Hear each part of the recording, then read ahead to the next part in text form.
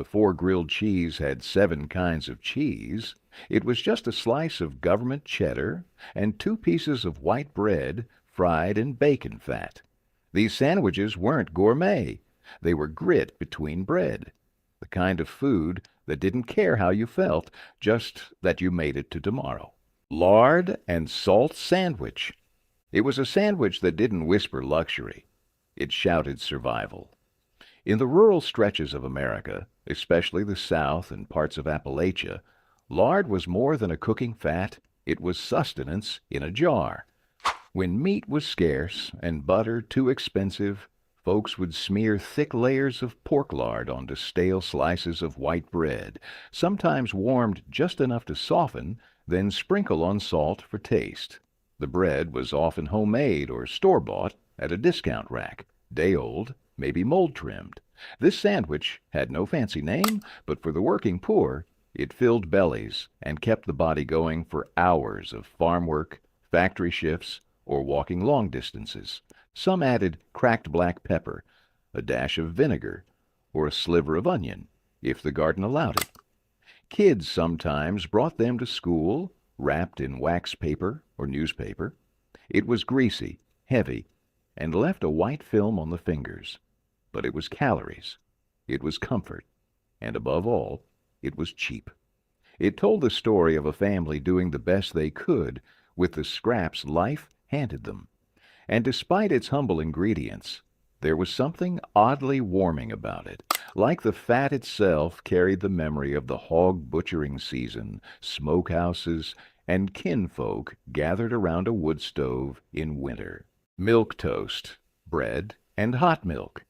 There was nothing fancy about milk toast.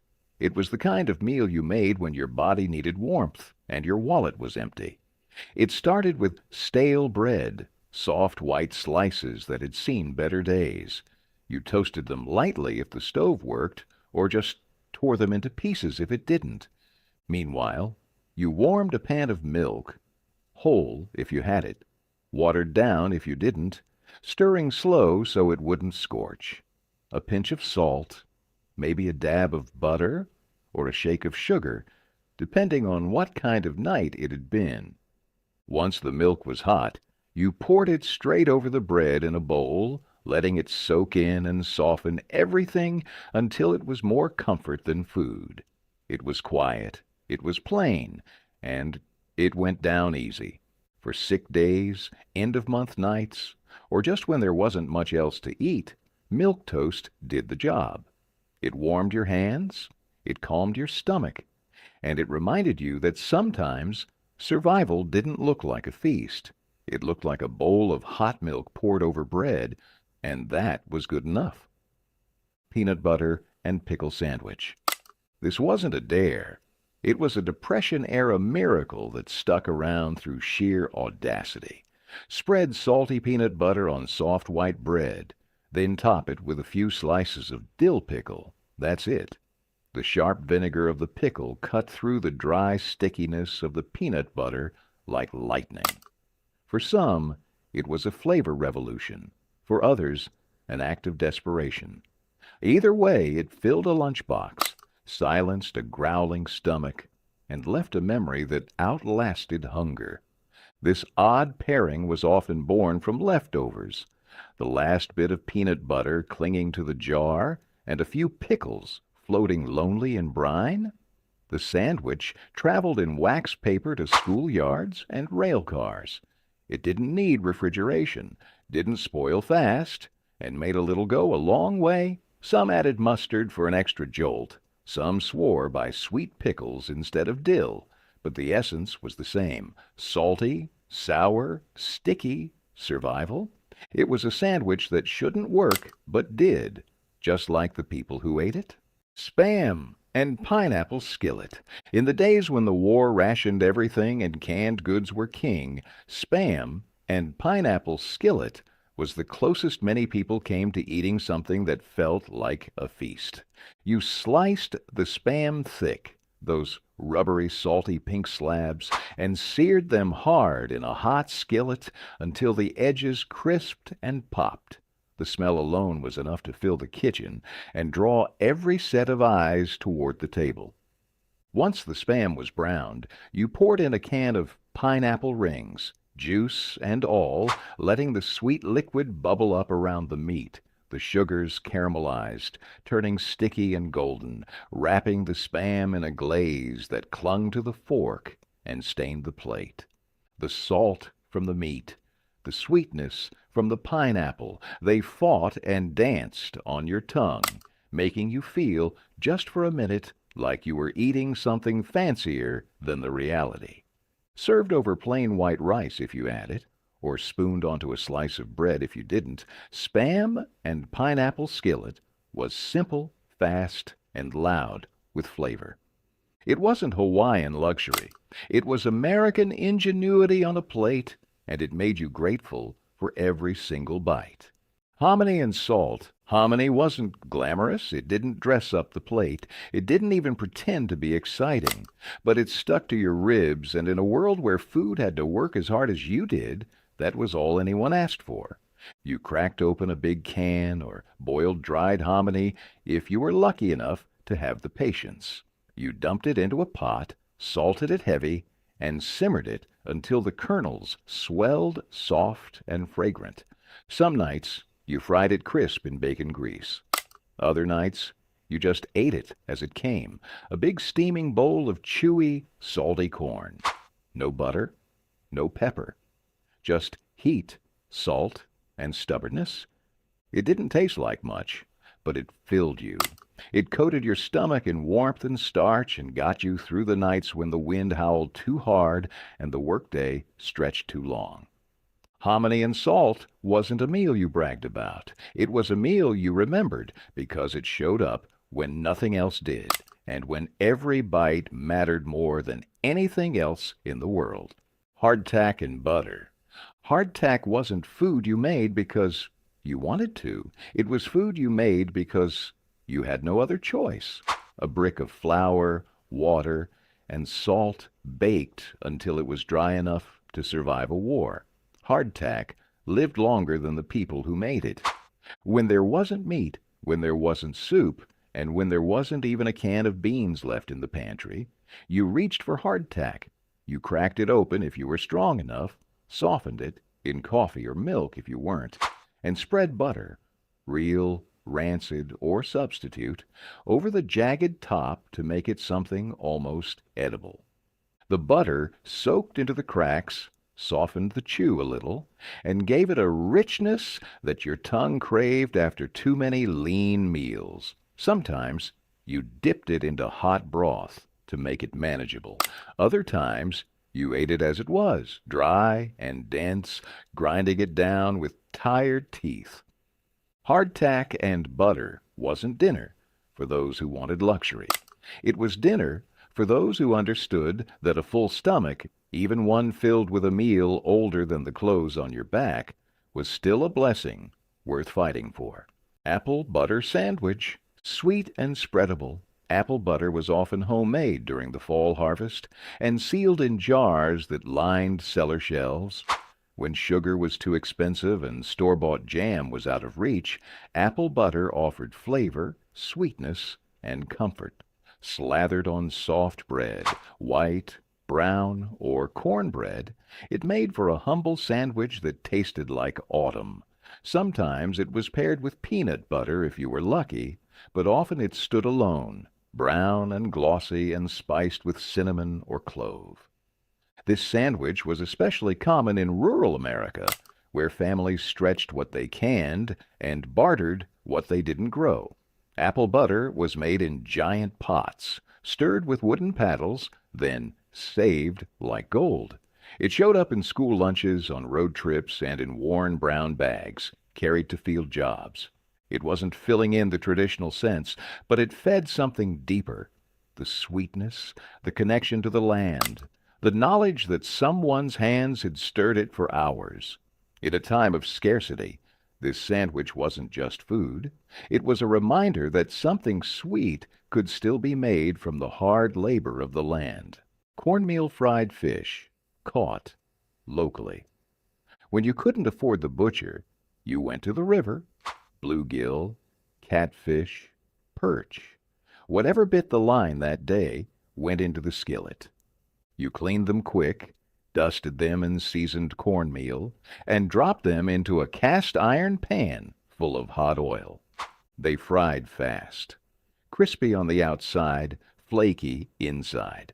Served with hush puppies or a scoop of grits, it was a meal born from the water and a little grit.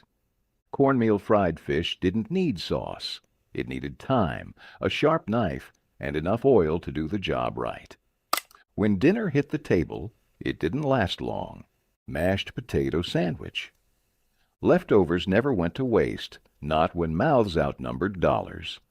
After supper, the cold, mashed potatoes went back into the icebox. By noon the next day, they became the core of a mashed potato sandwich. Thick slabs of bread cradled a scoop of cold, salted mashed spuds, sometimes smeared with mustard or topped with an onion slice. It was starchy, heavy, and oddly comforting. Some days, a crust of gravy clung to the potato and made it feel like more than scraps. This was a lunchbox favorite for mill workers, coal miners, and school kids alike. Easy to make, cheap to pack, and dense with enough carbs to keep the belly full. It wasn't elegant, but it did the job. Some toasting the bread gave it contrast. Others preferred it soft. It often showed up on Mondays, when Sunday's roast was long gone, but the potatoes lived on. The sandwich was a quiet reminder that in hard times, food was circular. Nothing ended. It just changed shape. Leftovers were sacred, and sandwiches like these were a badge of resourcefulness. Ketchup sandwiches. You didn't eat a ketchup sandwich because you loved it. You ate it because the fridge was empty and ketchup was still there. Spread across soft bread, or stiff bread, if that's all you had, it gave sweetness, tang, and color to an otherwise blank meal. You folded it over and ate it fast, maybe with a little shame, maybe with a quiet laugh. It filled you, barely. But sometimes barely was enough. Ketchup sandwiches were desperation wrapped in softness, a last resort that still showed up when everything else was gone. Butter and lettuce sandwich. Simple, humble, cold. The butter and lettuce sandwich was less a meal and more a memory of gardens that grew wild and fridges that hummed half empty. Fresh, limp lettuce leaves, often iceberg or romaine, laid over a layer of salted butter on plain bread. No protein, no dressing, no frills. It was the sandwich you made when all the meat was gone, the kids were hungry, and the garden was generous enough to offer something green. The butter gave it richness, the lettuce gave it crunch. It was eaten by coal miners' daughters, dust bowl mothers, and millions of children who learned early what it meant to make do. Some toasted the bread, others didn't bother. Some added a slice of tomato if the harvest was kind, but mostly it was butter, lettuce, and hope layered quietly in a kitchen where the radio murmured about war, work, or wheat prices. It was the kind of sandwich that reminded you food wasn't always about pleasure. Sometimes it was about continuity, the ritual of lunch, the semblance of normalcy. And in that, it offered comfort. Baked bean sandwiches. You took a can of baked beans, warmed it on the stove, and slapped a scoop onto soft white bread, folded it over, no knife needed, no plate required. The beans were sweet, sticky, and heavy with molasses. The bread soaked it up until it nearly fell apart in your hands. It was messy, it was simple, and it was good. Some folks added onions or mustard. Most didn't. Baked bean sandwiches weren't fancy. They weren't supposed to be. They were just one more way to take a cheap can and stretch it into something that felt like a meal. Hard-boiled egg and vinegar sandwiches, properly expanded. When the meat was gone and payday was still too far away, you reached for the egg carton and the vinegar bottle. Hard-boiled egg and vinegar sandwiches weren't fancy, but they were fast, cheap, and just good enough to feel like real food. You boiled the eggs hard, no runny yolks, no careful timing.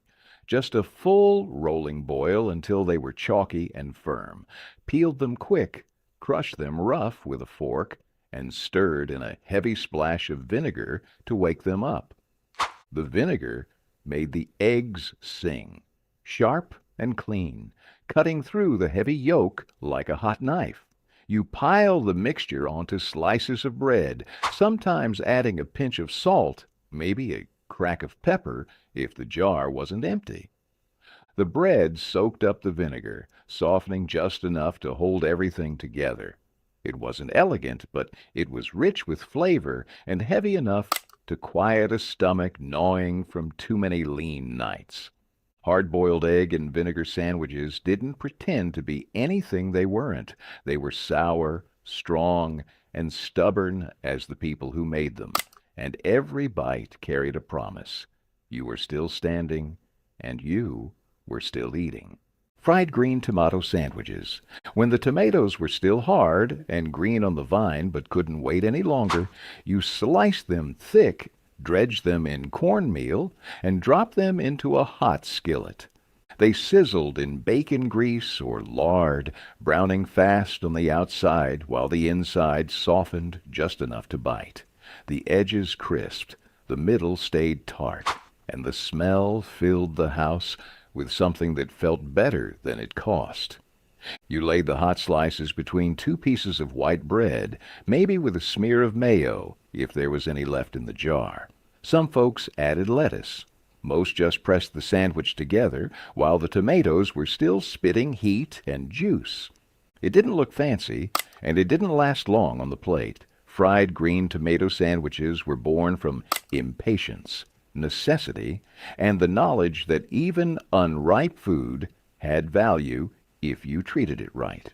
In homes where the garden fed the table and the paycheck didn't always arrive, this was a meal that reminded you the backyard could feed you just as well as any grocery store. Peanut butter and syrup sandwiches. Sometimes dinner was 2 slices of white bread and whatever you could smear between them. Peanut butter and syrup sandwiches weren't glamorous, but they were fast, cheap, and just sweet enough to feel like you weren't scraping rock bottom. You spread a thick layer of peanut butter across the bread, then poured a ribbon of syrup over the top, Karo, maple, or homemade cane syrup if you were lucky. Fold it together, and you had a sticky, salty sweet mess that hit the spot like nothing else. It was the kind of meal that didn't need heat, prep, or even a plate. You could eat it standing up, walking to work, or lying in bed after a long day. It filled your belly, gave you just enough sugar to forget what else was missing, and went down easy. Peanut butter and syrup sandwiches weren't about health or balance. They were about getting through, about feeding yourself with what was left in the pantry when everything else was gone. And somehow, they still tasted good enough to remember. Cabbage fritters. Cabbage fritters weren't fancy. They were desperation, fried up, golden, and crisp. You started with what you had. A withering head of cabbage, some flour, a few tablespoons of bacon grease, maybe 1 egg if you could spare it. You shredded the cabbage fine, stirred it into a loose, sticky batter, and dropped fat spoonfuls onto a hot skillet. They sputtered in the grease, smelling sharp and green and alive. You flattened them with the back of your spoon, pressing them hard into the pan so they crisped at the edges.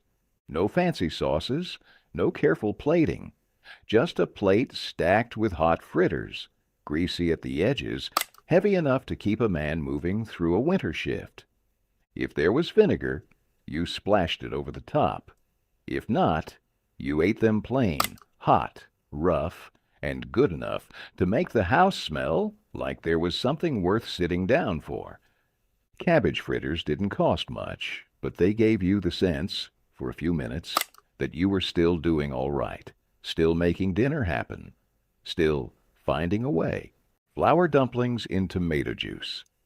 When the meat ran out, but the hunger didn't, flour dumplings in tomato juice filled the gap. It started with a pot of cheap tomato juice, poured straight from the can into a dented saucepan, thinned with a little water if you needed to stretch it.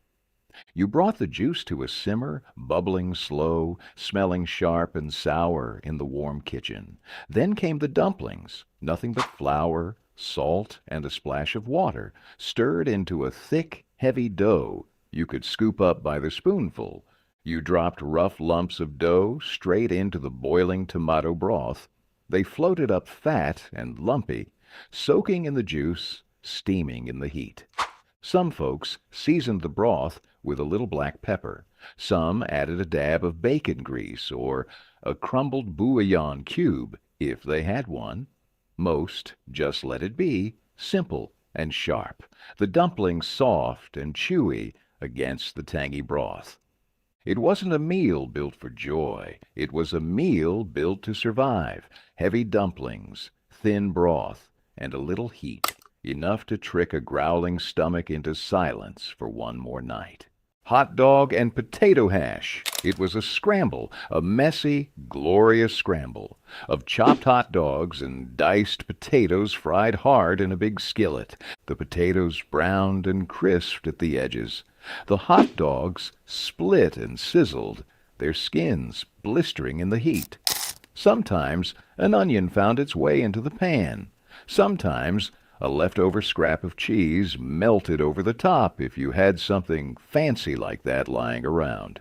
You piled it onto a plate, doused it with ketchup or mustard if you wanted, and ate standing up at the stove because sitting down took too long.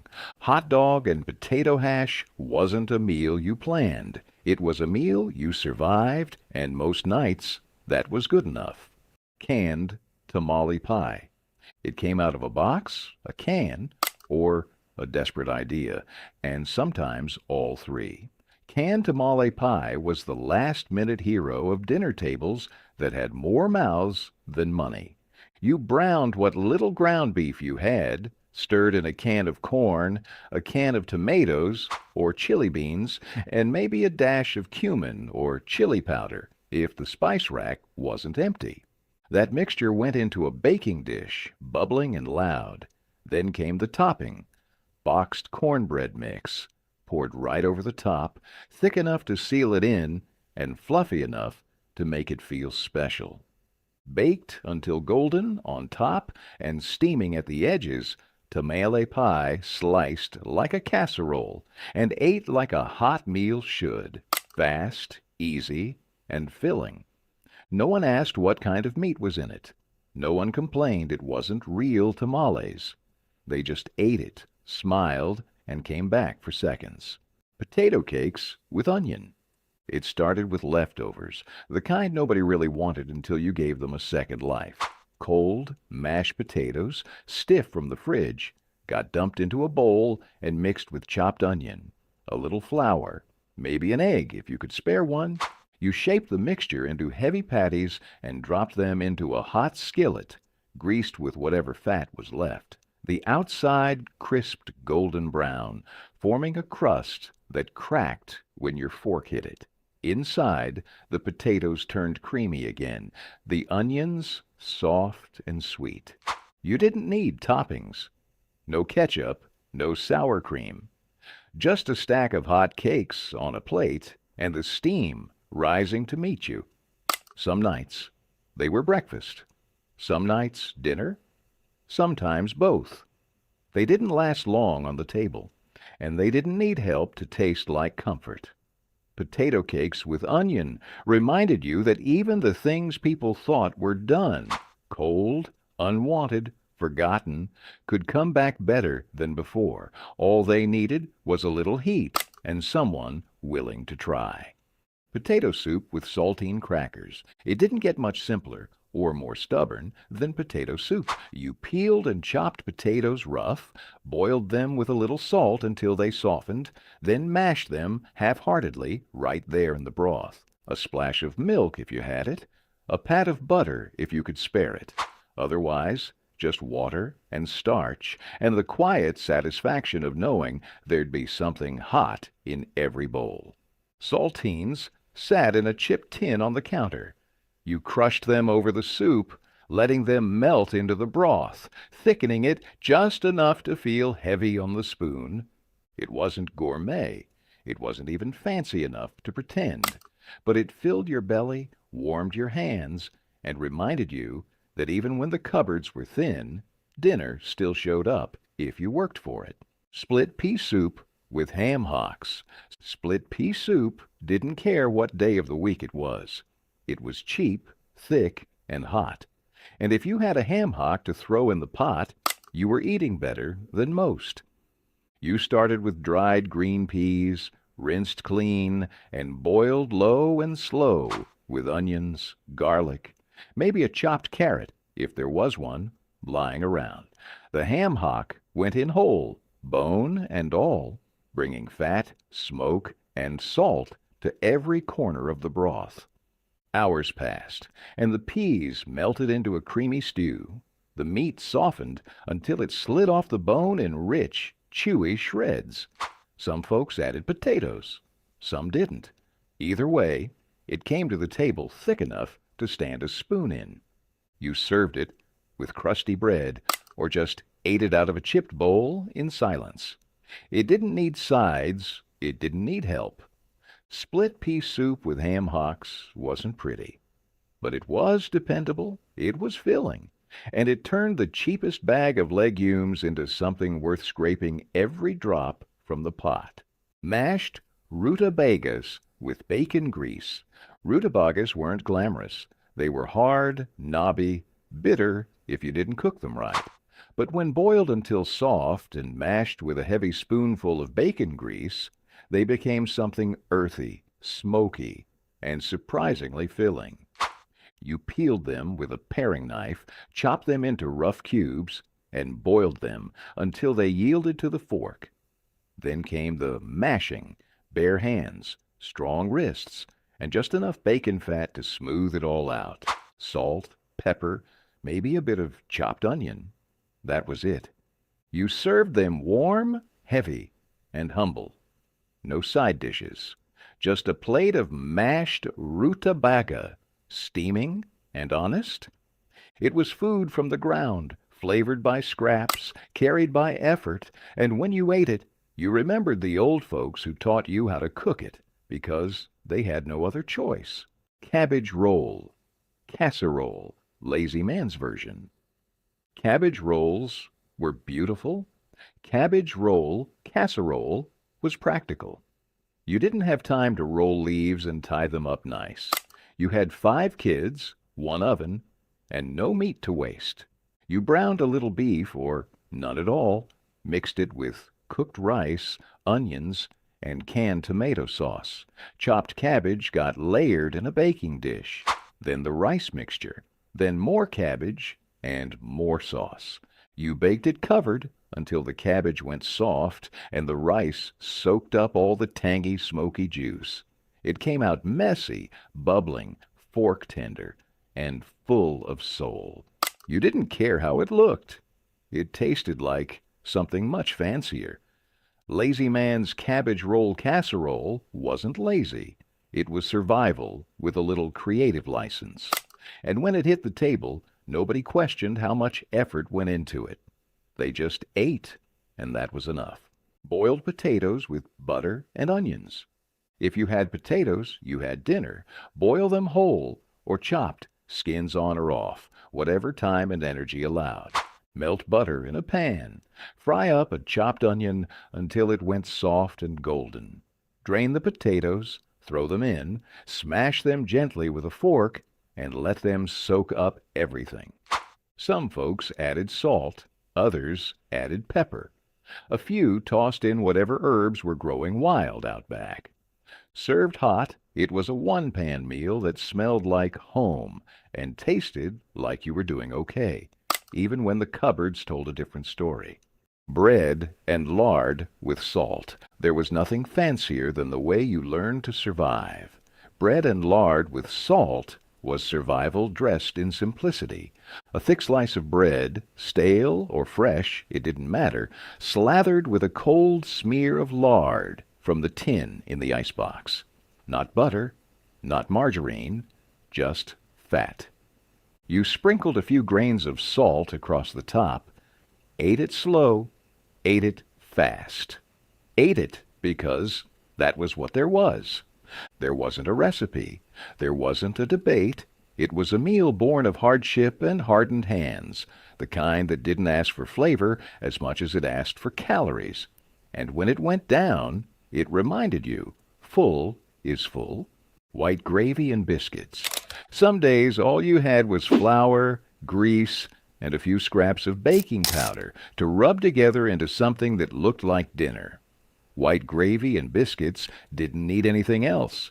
You stirred bacon fat or lard into a bubbling skillet, whisked in flour until it turned the color of toast, and then thinned it with water or milk into a thick, creamy flood of pure, peppery survival. The biscuits didn't need to be pretty, just rough mounds of dough baked until they barely held together, perfect for soaking up every drop of that heavy, salty gravy. It wasn't about indulgence. It was about hunger. About making sure nobody went to bed empty. About knowing that sometimes a plate of bread and sauce was enough to carry you through whatever the world had lined up next. Noodle and ketchup skillet. This wasn't spaghetti. This was survival. You boiled a handful of dry noodles, elbows, egg noodles, whatever was cheapest, and when they were soft, you drained them and dumped them back into the skillet. Then came the ketchup, not sauce, ketchup. Squeezed straight from the bottle, stirred in until the noodles turned red and slippery. A pinch of salt, maybe a little pepper. Some folks added chopped onion, if they had it, or a cube of butter to smooth it out. You let it sizzle for a minute, the ketchup caramelizing just enough to smell like something more than what it was. It hit the plate hot, sweet, and tangy. It wasn't trying to taste like Italian food. It wasn't trying to taste like anything but enough. Noodle and ketchup skillet didn't pretend. It filled the belly and stretched the budget. And for families who didn't have meat or cheese or even a can of tomato sauce, it got the job done. Mayonnaise sandwich. It was desperation in its purest form. When the fridge was almost empty and the pantry had been picked clean, the mayonnaise jar was the last soldier standing. A mayonnaise sandwich wasn't dressed up. It didn't pretend. It was 2 slices of plain bread, often drying out at the edges, spread with a slippery pale layer of mayo. Some added black pepper for a hint of life. Others toasted the bread to give it crunch. But the core of it was the same: fat, blandness, and the soft squish of emptiness. Kids often ate it after school while waiting for dinner that might never come. It was a lunchbox filler and a midnight snack when paychecks were still days away. It left the mouth coated and the conscience quiet because it meant no one was starving, not tonight. And somehow the tang of mayonnaise lingered like a ghost in the kitchen, reminding everyone of the line between getting by and going under. People laughed about it later in life. But in the moment, there was nothing funny. It was a sandwich that meant survival, and survival was sometimes the only victory a family could claim. Bologna boats with melted cheese. If you were hungry and broke and had 5 minutes to get dinner on the table, bologna boats had your back. You started with thick-cut slices of bologna, the cheaper, the better, laid flat on a baking sheet. Once they hit the heat, the edges curled up into little bowls, perfect for holding whatever scraps you had. Most nights it was just a scoop of shredded cheese, cheddar, American, or even broken up slices from a crumpled wrapper. You dropped it right in the middle and let it melt until it bubbled and browned, the fat from the bologna sizzling into the tray. If you had crushed crackers, leftover mashed potatoes, or a dollop of mustard, those went in too. But even plain, the smell was enough to bring the whole house to the kitchen. Served with a spoonful of slaw, canned green beans, or nothing at all, Bologna boats didn't apologize for what they were. They were salty, greasy, and full of character. Dinner on a dime, comfort without credentials. And when you took that first bite, crunchy edges and molten center, you didn't care how much money you didn't have. It just tasted good. Dried apple and rice bake. This was a pantry dish, built from things that didn't go bad, even when everything else did. You boiled rice until tender, then folded in a handful of dried apples, chopped rough, a little sugar, a bit of cinnamon, and a spoonful of lard or butter turned it into something that almost felt like dessert.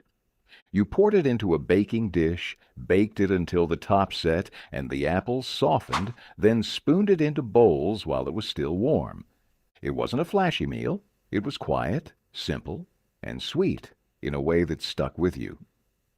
Dried apple and rice bake was what you made when you wanted comfort, but the store was too far, and the money was too short. And when you sat down to eat it, spoon in hand, it tasted like home. Canned sardines on crackers. You didn't need a stove to make this meal, just a can opener, a stack of saltines, and an empty stomach. Canned sardines on crackers were the kind of dinner you could fix with one hand, while the other rubbed the exhaustion out of your face. You peeled back the lid on the tiny tin, briny fish packed tight in oil or mustard sauce, and spooned them straight onto the crackers, one fillet at a time. Some people mashed them. Some ate them whole. Either way, they brought salt, fat, and protein to a plate that didn't have much else. If you had a slice of onion, you added it. If you had a splash of hot sauce, you drizzled. But most nights it was just fish, crackers, and quiet chewing. It wasn't pretty, but it didn't need to be. Sardines didn't apologize for their smell or their shine. They just fed you, fast and full, when the fridge was empty and the pantry echoed. Canned sardines on crackers weren't a delicacy.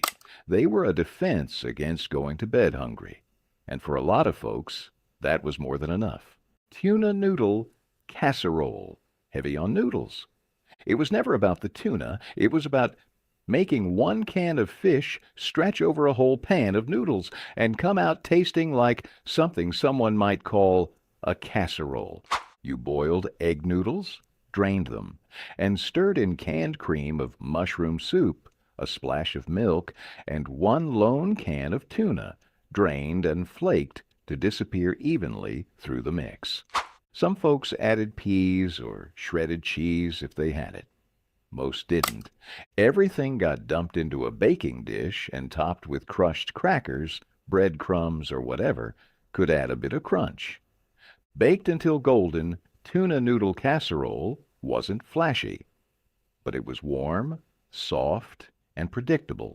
Three things you clung to when the world outside the oven wasn't. Bread pudding. With raisins, dinner or dessert, you didn't throw bread away. Ever. Even when it was hard enough to break a window. You tore it into chunks, soaked it in milk and eggs, and made something out of nothing. Bread pudding wasn't just dessert. Some nights, it was all you had for dinner, and you were grateful for it. You stirred in sugar, a dash of cinnamon, and a handful of raisins if they hadn't been eaten straight from the box. Everything got dumped into a greased pan and baked until golden on top and soft in the middle. The smell was warm and sweet, and by the time it hit the table, no one cared. It had started out as stale scraps. You could drizzle syrup over it, add a knob of butter, or just eat it straight with a spoon, warm or cold. It filled your stomach and soothed the rest of you too. Bread pudding was comfort disguised as frugality. It was how you turned ends into beginnings, and how you remembered that hunger could sometimes be outsmarted by memory and a little sugar. Fried raccoon, or opossum, rural South. In some places, meat didn't come from a butcher. It came from the woods, the road, or a trap out back. Raccoon and opossum were greasy, gamey, and tough, but they were protein, and they fed you. You skinned and cleaned the animal carefully, real carefully. Removed the scent glands, trimmed the fat. Parboiled it first to cut the wildness, then fried it in lard with a dusting of flour, salt, and pepper. The meat browned up crisp, smelling stronger than most were used to, served alongside greens, sweet potatoes, or just bread. It was heavy and rich, something you chewed through with your jaw and your pride. In the rural South, this wasn't strange. It was supper. It was resourcefulness. You didn't brag about it, but you didn't waste it either. Onion soup with croutons and broth. You took 3 onions, not because you wanted to, but because that's all you had. You sliced them thin, fried them low and slow in a little butter or oil until they went golden and soft. Then you added broth, real if you had it, bouillon if you didn't. Let it simmer until the house smelled like something worth remembering. Meanwhile, you toasted old bread, cubed it rough, and dropped it into bowls. The soup got ladled over the top, the bread soaking in until it barely held together. No cheese, no frills, just onions, broth, and the taste of getting by. And for that night, that was enough. Cold meatloaf, sandwiches. Meatloaf always got better the second day, once the fat firmed up and the seasoning settled into every bite. Cold meatloaf sandwiches were about making yesterday's scraps into today's prize. You cut thick slices straight from the fridge, slapped them onto white bread, and squirted a heavy line of mustard across the top. No fancy toasters, no fancy sauces, just meat, bread, and whatever dignity you could scrape together on a Tuesday morning. Sometimes a slice of onion made it into the sandwich. Sometimes just a pickle on the side. Either way, it was sturdy, heavy, and enough to keep you moving until quitting time. Liver spread on crackers. In houses where nothing got wasted, even the scraps of liver were given new life. Liver spread on crackers was poor man's pâté, rough, strong tasting, but filling enough to make a meal when there wasn't much else around. You started by boiling or frying up the liver, beef, chicken, pork, whatever you could find cheap, until it was cooked through and crumbly. Then you mashed it into a coarse paste with whatever fat you had lying around, bacon drippings, lard, or butter if you were lucky. Salt, pepper, and maybe a pinch of onion powder or garlic made it just palatable enough.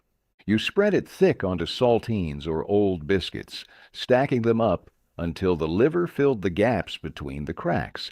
It was salty, earthy, and bold, something you ate not because it was delicate, but because it was heavy and stuck with you. Each bite carried the iron tang of survival, a flavor that didn't apologize for its rough edges. You could feed 3 kids and 2 tired adults on a plate of liver spread and crackers.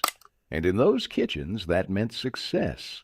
It was food that came from necessity, dressed up just enough to trick the mind into calling it a meal. Fried rice with whatever? Leftovers. Fried rice was never planned. It was built from what got left behind. Cold rice, scraps of meat, half an onion, a spoonful of peas hiding in the back of the freezer. You dumped it all into a hot skillet slicked with bacon, grease, oil, or whatever fat you had. Fried it fast, stirred it hard, scraped the bottom to catch all the crispy bits. If you had an egg, you scrambled it in. If you didn't, you added more rice. Soy sauce was a blessing. Salt and pepper were the usual stand-ins. It didn't matter what went in. The result was always the same: hot, savory, full of flavor and heat. A spoonful of fried rice filled more than your belly. It filled the gap between not knowing what to cook and making something that felt like real food. And when it was gone, you were full. That was all it had to be. Rice pudding as dinner. When meat ran out and vegetables were too expensive, rice pudding stepped in, sweet, heavy, and warm. It was one of the few dinners that felt like a treat when you had nothing left to treat yourself with. You boiled white rice until soft, then stirred in milk, sugar, and maybe a pinch of salt. If the cupboards were kind, you added cinnamon or a handful of raisins. If they weren't, you made do. You let the mixture simmer low until it thickened into a creamy, sticky comfort, something between a dessert and a survival plan. Sometimes an egg went in to make it richer. Most times it didn't. You spooned it into bowls and ate it slow, letting the warmth settle into your bones. Rice pudding didn't care that it was dinner. It just did the job, filling you up with something soft, sweet, and simple enough to remind you there was still goodness in the world. And when you scraped the bottom of the pot, you didn't feel cheated. You felt full. Cabbage and potato soup. You didn't need much to make cabbage and potato soup. Just a pot, a flame, and the will to keep moving. You peeled and chopped the potatoes, rough and quick. Then came the cabbage, shredded by hand or knife into thick, wrinkled strips. You dropped everything into a big pot of salted water or thin broth. Let it boil until the cabbage softened and the potatoes cracked open just enough to cloud the liquid. Onion, if you had it. A clove of garlic, if you were lucky. But the heart of it was always the same. A cheap, honest meal that filled a bowl and stuck to your ribs. Served with stale bread or nothing at all, cabbage and potato soup reminded you that the line between survival and comfort was thinner than people think. It didn't win awards. It didn't need seasoning secrets. It just needed to be hot, heavy, and ready by the time the sun went down. Tomato sandwiches with salt and pepper. When the tomatoes came in, you didn't need much else. They were juicy, red, and still warm from the garden. You sliced them thick, laid them on white bread, and sprinkled them with salt and cracked black pepper. Sometimes there was mayonnaise, sometimes not. Either way, when you pressed that second slice on top, the tomato juice soaked through fast. You ate it leaning over the sink or the counter, wherever was easiest to wipe up the mess. It wasn't a fancy sandwich, but it tasted like summer and survival wrapped up in one. Tomato sandwiches were what you made when the pantry was bare, but the backyard still had something to give. You didn't need sides, silverware, or a story. Just ripe tomatoes, soft bread, and enough time to taste what the sun and soil had managed to produce. In some households, it was all there was for days, but it was enough. Brown sugar and butter bread. When money ran out but the need for something sweet didn't, brown sugar and butter bread showed up. It was cheap, fast, and good enough to make the youngest kids smile and the oldest Wests to remember better times. You took a slice of bread, fresh if you had it, stale if you didn't care, and spread it thick with butter, or margarine if real butter was a dream that week. Then you grabbed a handful of brown sugar and sprinkled it heavy over the top, letting it soak into the butter until it turned glossy and wet.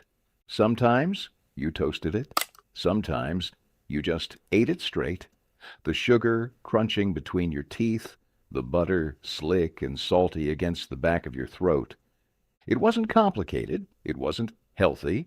It wasn't a meal you wrote letters about, but it was sweet. It filled the gap between dinner and bedtime when the real desserts cost too much or didn't exist at all. Brown sugar and butter bread was poor man's candy, Depression-era cake, and a 5-minute reminder that comfort didn't need to come wrapped in a box or bought from a store. It could come from what you already had, and that was enough. Creamed corn sandwich. There was a time when canned creamed corn was everywhere, on tables, in casseroles, poured over biscuits. But one of its lesser-known roles was between bread. 2 slices of white sandwich bread, usually untoasted, soaked up a generous spoonful of cold or room-temperature creamed corn. It oozed out the sides, slippery and bright yellow. The bread went soggy fast, so you had to eat it quick, no dawdling. This wasn't a sandwich made for presentation. It was born from a single can, meant to feed 6 people, spread thin across whatever starch was available. If the corn was warm, it felt like comfort. If it was cold, it was necessity. School kids ate it at lunchtime. Working men ate it while walking to the bus stop. Sometimes it was paired with a slice of tomato or a thin sheet of onion, but even plain, it served its purpose. Fill the belly, don't break the bank. Nowadays, the thought of a corn sandwich might make someone queasy. But then again, most people today haven't stood in front of a cabinet with only 1 can and a loaf of bread and had to make it work. Fried bologna sandwiches. Fried bologna sandwiches didn't pretend to be anything they weren't. You slapped a slice of bologna onto a hot skillet and watched it puff and curl at the edges like a cheap umbrella turning inside out. Sometimes you scored little cuts around the edge to keep it flat. Sometimes you just let it go wild. Either way, you dropped it between 2 slices of white bread, maybe with a smear of mustard or a scrap of cheese if you had it, and called it dinner. The fat crisped around the edges. The middle stayed juicy and salty. It wasn't pretty, and it didn't last long once it hit your hands. Fried bologna sandwiches were food for the tired, the broke, and the too dang busy to care about anything more than getting something hot and salty into their mouths before collapsing into bed. Navy bean soup with salt pork. This wasn't a soup for sipping. It was a soup for working. Thick, salty, and heavy. Navy bean soup was built to keep you going when the pantry and paycheck were both running dry. You soaked the beans overnight, softened them up, then dropped them into a deep pot with chunks of salt pork, cheap, fatty cuts that gave up all their flavor as they simmered. Onions and maybe a carrot went in too. Garlic, if you had it. But it was the salt pork that made the difference. Melting down, fat rendering into the broth, meat turning tender. It cooked for hours. By the end, the beans were soft, the broth was golden, and the smell filled the whole house like a promise. You served it thick with cornbread, if you had it, or just a torn-off slice of white bread to chase it down. Navy bean soup didn't waste anything. It didn't pretend. It just showed up hot, hearty, and ready to do the job. Dried apple and a rice bake. When the harvests were bad and the fruit ran low, people turned to dried apples stored in sacks in the pantry. They were tough, wrinkled, and needed coaxing to come back to life. But with a little patience and a lot of need, they turned into something filling. You boiled the dried apples first, softened them back into something resembling fruit, sweetened them lightly with sugar or a dash of syrup if you could spare it. Then you stirred them into a pot of cooked white rice stretched thin, boiled soft with a little extra water because every grain had to count. Sometimes there was a splash of milk stirred in to make it creamy. Sometimes just a little cinnamon to trick the nose into thinking you were baking something fancy. You poured the whole mess into a greased baking dish and slid it into the oven. Baked it slow until the top crusted just a little. the apples sinking into the soft rice below. It wasn't dessert, and it wasn't dinner. It was both. Warm, heavy, sweet enough to feel like a treat, but strong enough to fill the gap between a long day and a longer night. Dried apple and rice bake wasn't indulgence. It was endurance with a little bit of sweetness. Sweetened condensed milk sandwiches. There were nights when you didn't bother lighting the stove, when even heating something up felt like too much work for a body already worn thin by the day. That's when the sweetened condensed milk came out. A sticky can pulled from the back of the pantry, pried open with a dull knife if the can opener had gone missing again. You sliced open 2 pieces of white bread, stale, store-brand, bought on sale, and poured the thick golden milk straight from the can onto the bread. No measuring, no spreading, just a slow, syrupy flood. You slapped the second piece of bread on top and ate it over the sink or standing by the counter, the milk running down your wrists, your mouth glued sweet shut. It wasn't healthy. It wasn't balanced. It was sugar and fat and survival packed into 2 trembling slices of bread. And somehow it made you feel full, even when everything else felt hollow. Sweetened, condensed milk sandwiches didn't need recipes. They didn't need silverware. They needed hunger, a little sweetness, and the stubbornness to find joy wherever you could. Cabbage and noodles, haluski. This was old country food brought to the New World's poorest tables. Cabbage and noodles, haluski, if you were raised on it, was butter, starch, and brassica turned into belly-filling gold. You boiled egg noodles soft and set them aside. Meanwhile, a whole head of cabbage, chopped thick, hit a skillet with butter or bacon grease. Fried slow, it browned at the edges, turned sweet, and filled the house with a smell that made your stomach growl. The noodles went back in, everything tossed together until it glistened. Salt, pepper, done. Maybe some onions if you were feeling rich. It wasn't a side dish. It was dinner, and it didn't need to be anything more. Haluski didn't try to prove a point. It just made sure you were fed, and that you'd want more tomorrow. Onion and tomato salad with bread. When the garden was all you had left, you ate what it gave you, and often that meant tomatoes and onions, sharp, juicy, simple. You sliced them thick, the onions biting back tears, the tomatoes bleeding juice all over the counter. Toss them together with salt, pepper, and a drizzle of vinegar or oil if you had it. If not, the juices alone did the work. You laid the mixture onto thick slices of bread, or used the bread to soak up the puddle of juice at the bottom of the bowl. It wasn't salad, the way fancy restaurants talked about salad. It was survival in a bowl, sharp, refreshing, and just heavy enough to remind you you were still standing. Onion and tomato salad with bread wasn't built for presentation. It was built for hot kitchens with fans in the windows and not much else in the icebox. And somehow, on the right summer evening, it tasted like the richest thing in the world. Rice and red beans. Rice and red beans was the meal that stretched for miles. 1 pot, 2 ingredients, and time. That was all it needed. The beans soaked overnight, softening up for the long boil ahead. Come morning, you'd throw them into a heavy pot with a ham bone, salt pork, or nothing at all if meat was short.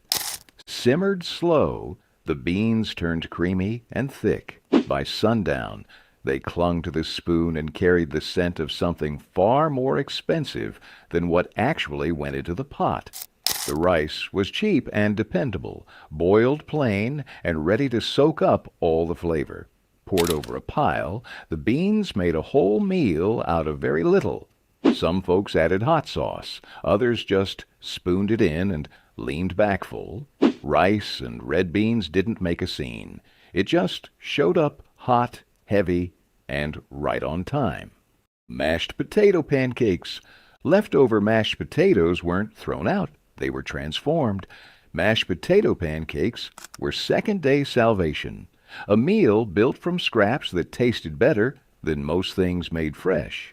You started with cold, stiff mashed potatoes, lumpy, buttery, maybe a little dry. Stir in an egg if you had one, a spoonful of flour, and a pinch of salt. Some folks added chopped onions. Others tossed in a handful of cheese or herbs when they were lucky. You formed the mixture into thick, heavy patties and laid them into a hot, greased skillet. The outside crisped up golden and crackly, while the inside stayed soft and creamy.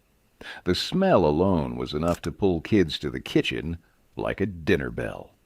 No need for sides, just a stack of hot cakes, maybe a dab of sour cream or a shake of pepper on top. They were cheap, filling, and made from nothing new. But when your fork cracked through that crust into the steaming middle, it didn't feel like leftovers. It felt like a quiet little miracle. Lard fried bread with sugar. When butter ran out, lard stepped in. When jam and syrup were gone, sugar took their place. And when there wasn't much of anything else, you fried up slices of bread in hot lard, sprinkled sugar over the top, and called it dinner.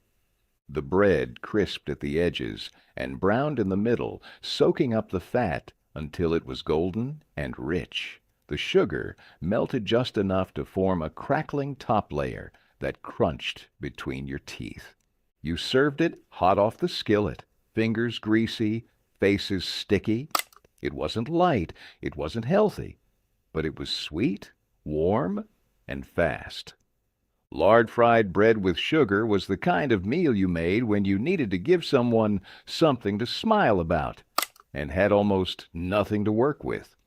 It didn't last long, not on the plate, not in memory. But for 5 minutes, it felt like a treat. Burnt toast with milk. Sometimes meals didn't start with fresh bread. They started with whatever bread had been left too close to the flame or forgotten on the rack until it blackened and cracked. Burnt toast wasn't something you threw out. It was something you revived with hot milk and stubbornness. You scorched the bread hard, sometimes on purpose, sometimes because there was no one standing at the stove. Then you broke it into pieces and dropped it into a battered bowl. You heated milk on the stove, scalded it just shy of boiling, and poured it over the crumbled, blackened bread. The milk softened the crust, took the bite out of the burnt edges, and turned what would have been waste into something warm enough to quiet an empty stomach. Sometimes you added a spoonful of sugar or a pinch of salt if there was any left. Most of the time, it was just milk, bread, and steam curling up into your face. Burnt toast with milk wasn't comfort food in the way people talk about today. It was survival food, a way of refusing to waste anything and finding a little heat in a cold house when there wasn't much else to hope for. Mock chicken legs, city chicken. It looked like chicken. It tasted close, but there wasn't a feather in sight. Mock chicken legs, better known in factory towns as city chicken, were skewers of pork or veal dressed up to look like something more expensive. You took small cubes of cheap meat, threaded them tight onto wooden skewers, and breaded them like drumsticks. Then you pan-fried them until golden and crisp, finishing in the oven if you had the time. They came out hot, crunchy on the outside, juicy on the inside, and just familiar enough to fool you into thinking you were eating something finer. Served with mashed potatoes, gravy, canned peas, or just a hunk of white bread, city chicken turned a few scraps of meat into a meal that felt special, even when it wasn't. It wasn't about pretending. It was about working with what you had and making it taste like something worth sitting down for, That was the genius behind poor man's cooking. Sweet potato and onion hash. You peeled sweet potatoes by hand, rough and quick, the skins curling off onto the counter. Diced them into rough cubes. Did the same with a couple onions, sharp, tear-inducing, but necessary. Into a heavy skillet they went, tossed into bacon grease or lard if you had it, into plain oil if you didn't. The sweet potatoes sizzled against the heat, their sugars caramelizing at the edges, while the onions melted into soft, golden strings. You stirred with a wooden spoon, scraping up the bits that stuck to the pan, smelling the sharpness of the onion, mixing with the earthiness of the potatoes. Salt and pepper came next, heavy shakes from old tin shakers. There wasn't any meat on the plate most nights, but nobody complained. Sweet potato and onion hash filled the kitchen with a heavy, rich smell, and it sat in your stomach like a promise that maybe tomorrow wouldn't be so lean. You piled it onto chipped plates, ate it hot, and scraped up every bit. Nothing fancy, nothing wasted, just potatoes, onions, and enough hope fried into every bite to carry you through. Boiled eggs and toast. You boiled the eggs hard. No soft yolks, no fancy techniques. Just a rolling pot of water and a handful of eggs, cooked until they were solid through. You peeled them at the table, steam rising from your fingertips. Slice them, or mash them right onto toasted bread, maybe with a dab of mustard or a shake of salt if the day had gone well. Sometimes there was butter. Most times just dry toast and the egg to carry it. It was quiet food, the kind you ate with your head down, not because you were ashamed, but because you were too tired to talk. Boiled eggs and toast didn't fill the house with the smell of dinner. It didn't need to. It just filled the body and gave you enough to get through the rest of the night. Simple, soft, and steady. That was the power in it. Onion and tomato salad with bread. Sometimes all the garden gave you was onions and tomatoes, and when that happened, you didn't curse it. You built dinner from it. You sliced thick slabs of tomato, the juice running onto the counter, staining everything it touched, peeled and sliced onions so sharp they stung your eyes, tossed both into a big bowl, hit them with a glug of vinegar or oil if there was any to spare, and seasoned with salt and black pepper like you meant it. The bread was day-old, hard around the edges, but you tore it into pieces and let it soak up the juices at the bottom of the bowl. Each bite was a slap of acid, sweet and sharp at the same time, softened by the bread soaking up the life of the vegetables. You didn't set a table for it. You didn't need a knife and fork, just a bowl in your lap, a spoon in your hand, and a hunger that didn't care about fancy cooking. Onion and tomato salad with bread didn't fill you up the way meat would, but it fed something deeper, the memory of sunlight, of dirt under your nails, of survival pulled straight out of stubborn ground. Stuffed bell peppers with rice, no meat version. Stuffed peppers without meat sounded like a punishment. But when times got tough, rice stepped up and carried the weight. You boiled up a pot of white rice, soft but not mushy, stirred in diced onions, maybe a spoonful of tomato paste or leftover sauce from the back of the fridge, a sprinkle of salt, pepper, and if the garden was good to you, some chopped herbs or a bit of garlic. You cut the tops off the bell peppers, green, red, whatever was cheapest, and hollowed them out like little bowls, packed them full of rice mix, and stood them upright in a baking dish. A splash of water or tomato sauce at the bottom kept them from drying out. Baked until the peppers softened and the tops crisped just a little, they came out smelling better than anything made from scraps had a right to. No meat, no cheese, just a pepper filled with hope and starch. And sometimes that was the best thing on the table.